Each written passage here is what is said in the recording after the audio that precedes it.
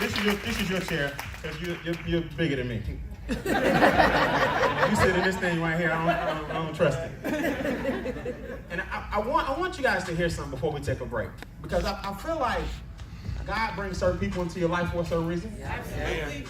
And I've been literally in bed for 9 days. And I had a lot of time to think about systems and automation, and I'm just very blessed to where I went to the doctor twice, and both times she was like, "You need anything for work?" I was like, "Work? I'm okay." And it blew me away when she asked me that, because how in the world can I be out 9 days? Yeah.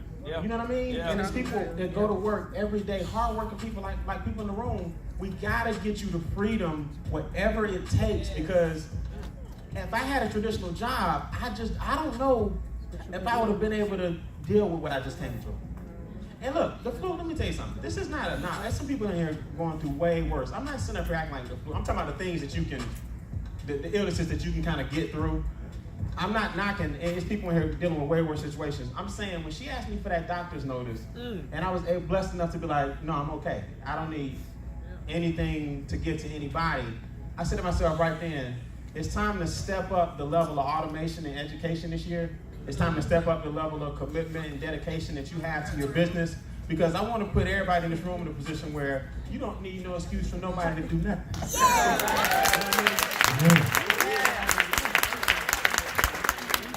I want to talk to James real quick before we take this break, because I don't think people understand what the epitome of perseverance represents. When I decided that I was going to come, because I wasn't going to come yesterday at all. I knew Ivy could hold it down, and I didn't want to be out here coughing and sneezing, but it's just, y'all made me feel better, so I had to come. The first person, when I stepped on the doors and they slid open, he's the first person I saw. And I want you to know how much you've inspired me, man, because I don't think you do. Y'all will know why I'm saying this in a second. I don't think you understand that people look at my videos and YouTube and some things I'm gonna give y'all access to tomorrow and all kind of stuff, but I look at y'all too. I wrote a whole program called Speakermizer where it was created years ago. I'm gonna launch it this summer, but where I take the stories of other people and I show you how to formulate that story and brand it and monetize it as an asset, because your story is an asset. Everybody that lined up here, what you're going through is an asset. The problem is you don't think it is because you lived it. That's right. So you downplay it. Does that make sense? Right. In other words, because you went through it, you're like, well, that's just part of my journey. But you don't know how many people that helps. Right. Because it's hard to see the picture when you're in the frame. That's right. You understand? James, we're gonna start at the end and work backwards. Okay? Yeah, cool. You mind being an open book? I know. He already is. James, the last game changer, you wanted to come. Yes. He hit me up, he said, man, I want to be there, but I got something that happened that won't allow me to make it.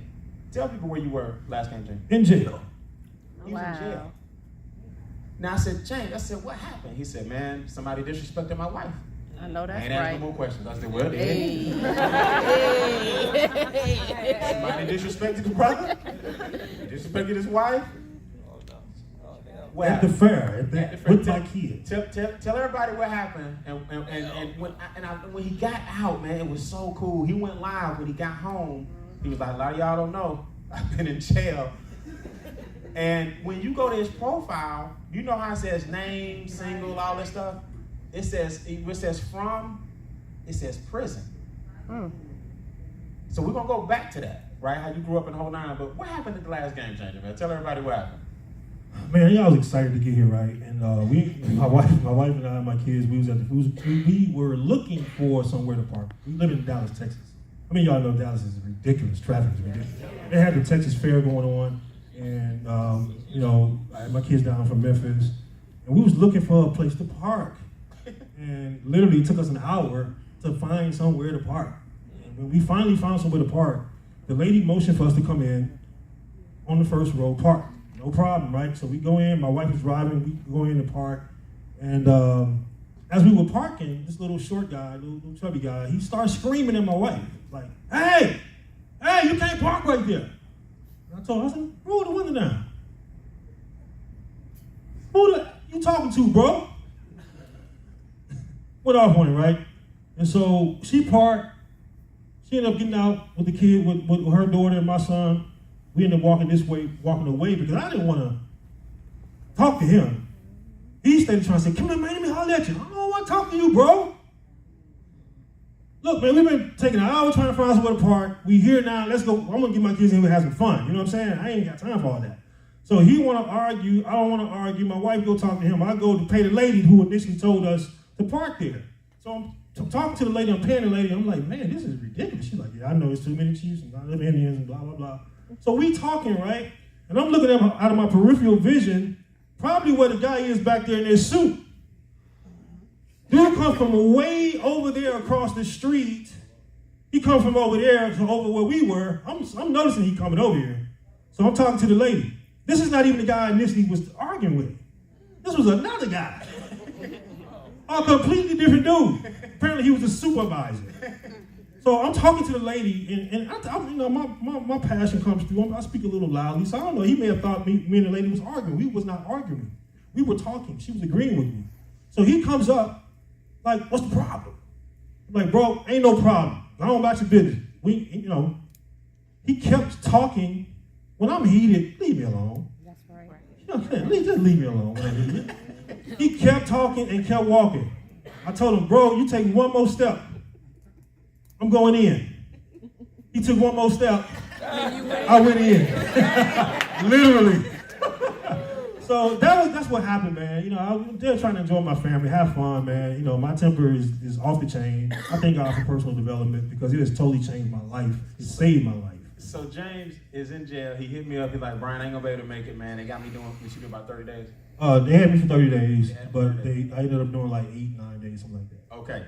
Now, before that, I said, James, you know, I gotta keep you straight, man. I gotta keep you straight. He's like, yeah. I knew that he had been through a lot. Then you told me here this weekend, you've been on your own since you were how young? 11. Wow. Talk about that. How did that happen? What did you have to overcome at 11? Well, first of all, the guy that contributed to my life, he just passed last week. So they're burying him this week. Never knew him, really. He just, he did his thing. So I didn't have my father growing up. I can remember at one point, we lived in a house. I remember we had a dog named Peppy, right? I remember my mama had a baby blue LTD. I mean, y'all remember that, the big LTD, right? She had a brown Camaro, right? She had 2 cars. We lived in the house, and she was a beautician, and she owned her own salon. She did hair. I mean, literally, ladies would be in our house all night, all day, all night. Little red lights would be on in the room. So she was doing her thing. She met a guy, and the rest is history. She met a guy. He had no good intentions for her. He lived with us for a while. I remember the abuse. I remember her losing her shop. I remember, her ended up on drugs, crack. Later on, and I'm writing a book. Later on, I found out last year when she passed last year, because my mom just passed last year. Found out through one of her friends that he had her out there prostituting. I didn't realize that, but it made sense. I mean, I can remember moments when she would come home bloody and leg broke and just bleeding and just constant. It was constant hurt and pain. I couldn't figure out what the hell was going on. You know what I mean? And then it got to a point where mom wasn't coming home.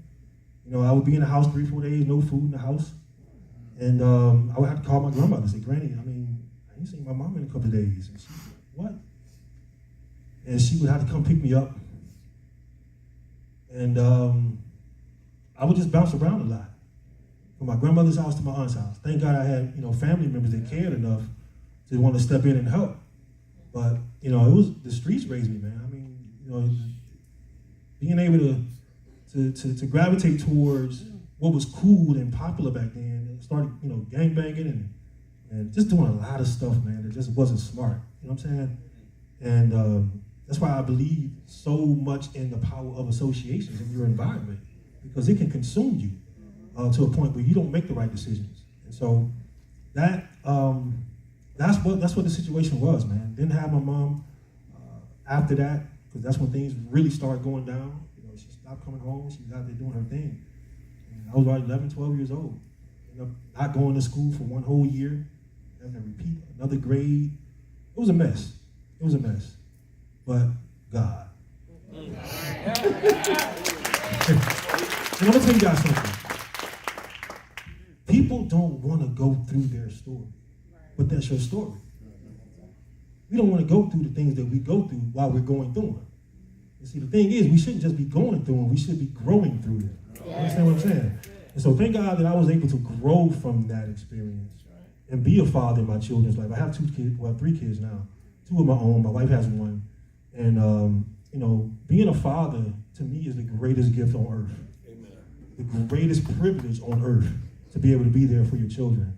And so that's what we are right now, man. I mean, I just thank God for the experience. It wasn't pretty.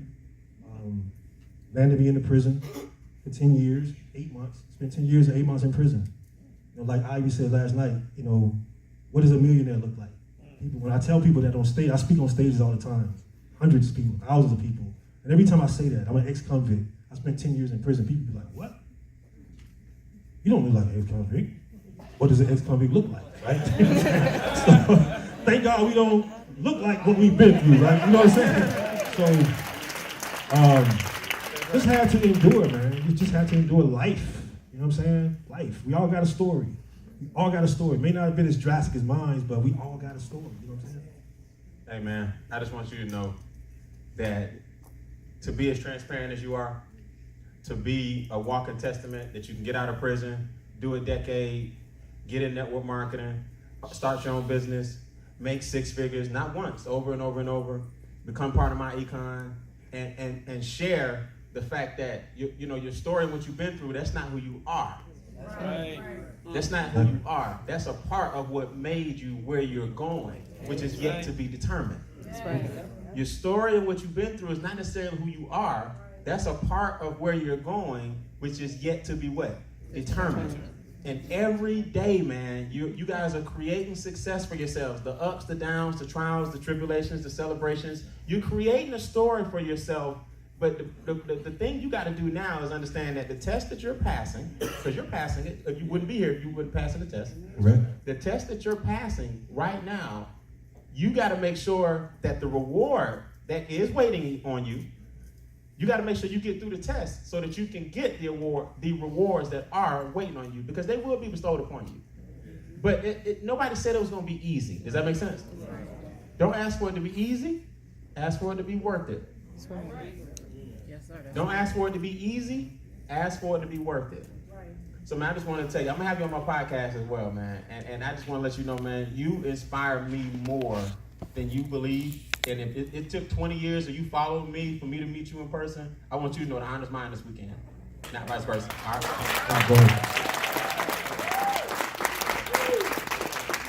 Y'all give it up for James Davis. Give it up for him again, man. Senior!